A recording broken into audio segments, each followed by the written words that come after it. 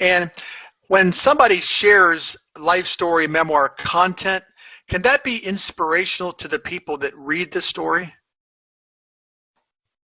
Sure, because even the simplest life stories convey human convictions and experience, which can be a legacy. So, in fact, every human being can be a philosopher. And also, around those ideas, if all goes well, the book will create a dialogue within the family and the circle of friends around those ideas. Sure. I like that saying, everybody can be a philosopher. I like that, and I will borrow that if you don't mind. Very nice. True. Now, can the life story memoir writing process be therapeutic itself? Yes and no. Yes, sometimes. Usually, private writers, like we are, have no psychological background or training. However, a significant part of our clients feel better when their book is completed because their suffering has been expressed and released. And that can be in the fields of handicap, depression, rape, unfortunately, in some cases, or other such violences. Yes, I So see. in those cases, in fact, with no professionalism from me, there can be some therapeutic function. Very nice. Sure. Can the life story memoir writing benefit the family and friends of the life writer also? And if yes, how? Yes, of course, especially for establishing an intergenerational legacy. But it's not only within the family, it can also be in a wider circle. For example, the members of an association dealing with specific issues like immigration, cancer, disease, or parents of autistic children, etc. Many reasons, in fact. I see. Sure. Yeah. And do you have any primary advice that you would like to give to the narrators of this story? Oh, yes, many, and very simple. Very simple. Be sincere. Be yourself. Express spontaneously, thanks to the recording, at your own pace of speech. Don't overthink it. Don't worry about getting the book structure, the right writing, etc. Don't worry about that. That's my business. And I am paid for that. That's my business. Yeah. And I should say, tell me, in fact, who you are with your own spoken words. And again, I will translate them in proper written sentences. I see. Well, would you consider yourself to be a ghostwriter then? Ghostwriter. Seldom. At least in the strict sense. Indeed, in my opinion, a real ghostwriter is someone that is not mentioned in the book at all. But in most cases, the biography writer is mentioned on the cover, usually. He is mentioned as, for my case, written with Pierre Nozière or words collected by Pierre Nozière. So, as you ask me, in my case, usually I'm not a ghost. I have an appearance thanks to the clients. Mm-hmm. Very good. Very good. Now, from your own experience, what are the most demanding types of biographies to write? Oh, yes. Mixing opinions with storytelling. That can be demanding, really, because the structure of those books is much more difficult to edit. I have to connect a thematic frame with a chronological storyline. Yeah. And that can interfere with the process. Thus, those books, mixing, are the most complex, sure. Mm-hmm. Sure. Take I see that. more time, much more time. I can see why. Yeah, sure. Now, if somebody wanted to add a family history to their life story memoir, could they add a family history to the book also? Oh, yes, no problem at all. The first chapters of memoir often deal with the family roots. Then photos and documents can include a family tree, no problem. Mm-hmm. Nice, sure. Very good. And if someone wanted to share their book with the public and maybe even sell it to them, would they be able to? And is everyone required to? Do you have to do that? To be honest, publication is usually out of reach when the client is not a celebrity. The only two cases I have experienced were for a politician and a famous sportsman.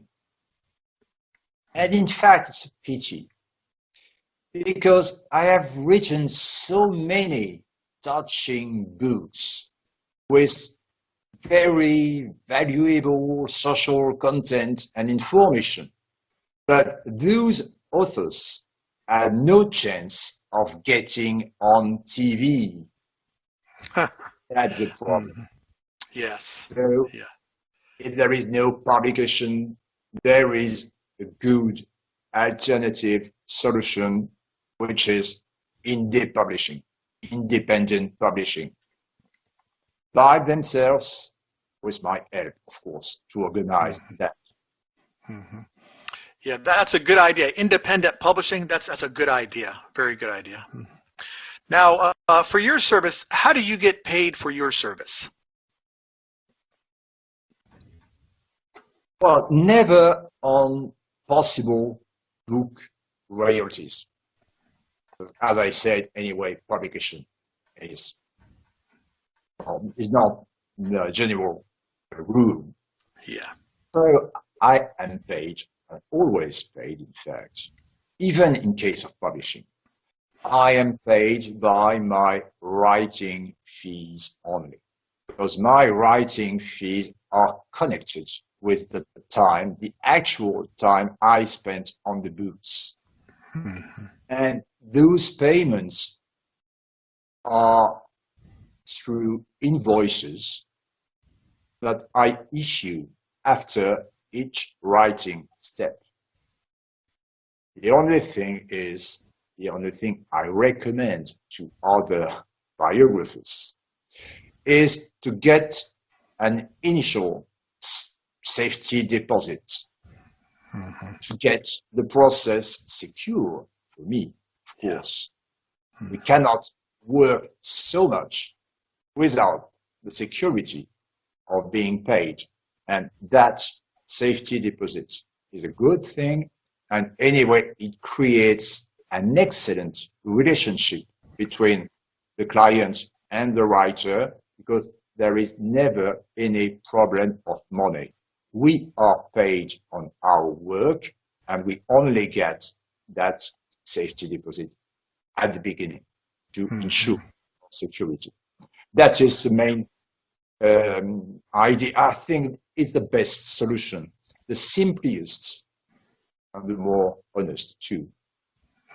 Yes, it sounds very simple and very fair also. Very nice, Fair. yes. Fair, yes. And with your website name, what is your website name, and what is the best way for viewers to contact you? Well, my own website for my own activity is, in French, of course, La Voix et la Plume. That might be translated to English as from voice to paper. And I insist that voice, la voix, is very important in that name for the reasons I gave before with the audio recording. Okay. Would you please describe how your Scribe Bio Memo service works? I built it because in every society in the world, there has been scribes in the antique times. So scribes meant something, bio, life, Yes. and memo, memory. So I built Scribio Memo. So what in English, I used to say Scribe Bio Memo. Okay. There was a first step in France. That first step was a previous and successful experience when I created in France a network which name is Les Compagnons Biographes. And this name could be translated into a biographer's companionship. Well, that was my first experience with a network. Yeah. And the second experience, the new experience of Scribe Bio Memo. Scribe Bio Memo has a different name in every language. And in English, the name is Scribes of Memory. And of course, it is translated in Chinese, Arabic, Russian, etc. But in English, it's Scribes of Memory, and the general name is Scribe Bio Memo. And that network appears to be a unique concept, I must say. I think there is no, in the world, other international network of biographers connecting biographers from different countries and languages. So I'll explain. This network links together independent professional biographers, each writing in their own country, in their own language, with their own freedom and responsibility. But we collectively exchange the practices developed in various cultural contexts. For example, in Europe, many countries, Australia, Russia, Argentina, Brazil, Cuba, and many African countries. And so far, we represent 14 languages in 30 countries. But again, everyone is working and writing in his own language. In terms of the life story memoir writing process itself, how long does that take? And is there a time limit for completion on that process? Sure, no limit. Well, indeed, it varies a lot. The average completion time is about 1 year. I should say 9 months. Well, let's say 1 year, but it can be many years if required. For example, in case of accident or illness. So in that case, the client says, I want to stop it for a moment. So that can last many years. And on the opposite, my shortest completion time was only 1 month. It was a very specific case with an emergency. It was for a politician. And there was one date, and also it was a published book, so I had to work very quickly. It is possible. It's exhausting, but it's possible. And anyway, usually I don't like that much because it's good to take time, especially when the book is completed, to take time to make it a sort of decantation, you know. And after maybe 2 or 3 months, we, the client and I, reopen the book and we have a best critical eye on the book. So it's better to take time, of course. Yes, yes. I could see why having a little more time would help. I could see that for sure, yes. Now, you live in the country of France. Does the country's philosophy, history, or culture, does that influence the way that you conduct the life story memoir writing process? Well, I don't know for other countries, but it's true that, yes, in France, it could be associated with our literary tradition, with authors like Montaigne, Rousseau, Chateaubriand, with memoirs, of course, and especially Montaigne. Montaigne is my master, and I think Montaigne, over 5 centuries now, is still our great model, really, because he resonates with a sort of what I call an autobiographic pact. That is to say, that pact is between the narrator and the reader, final reader.